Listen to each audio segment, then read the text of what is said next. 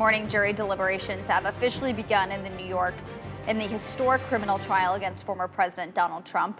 The jury is weighing whether to convict Trump on 34 counts of falsifying business records related to that hush money payment to adult film actress Stormy Daniels ahead of the 2016 election. ABC's Rena Roy has the latest from outside the courthouse in Manhattan. For the first time in U.S. history, a jury now weighing criminal charges against a former American president. 12 New Yorkers deliberating behind closed doors to decide whether or not Donald Trump should be convicted on 34 counts of falsifying business records in the hush money payment to adult film actress Stormy Daniels. He walked into the courtroom today without stopping to speak in front of the cameras. Prosecutors argued Trump ordered his former attorney Michael Cohen to pay Daniels for her silence about her alleged sexual encounter with him to hide that from voters right before the 2016 election.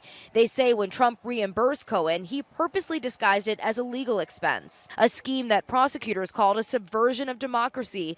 The prosecution bringing 20 witnesses to the stand, including Daniels and their star witness, Michael Cohen. But the defense told jurors they couldn't convict based on Cohen's testimony. Defense attorney Todd Blanche calling Cohen the greatest liar of all time. The defense started by trying to raise what's called reasonable doubt.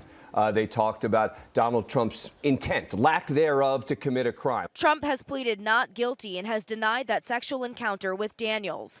But the prosecution asking the jury to hold Trump accountable to come back in here and say guilty. Prosecutors came back and said, look, we don't even need Michael Cohen in our case. Look at the documentary evidence. Prosecutors trying to tell jurors, look at the big picture here. How else could this possibly have happened? What else could Donald Trump have possibly been doing except paying off Stormy Daniels in an effort to protect himself from the 2016 election ramifications?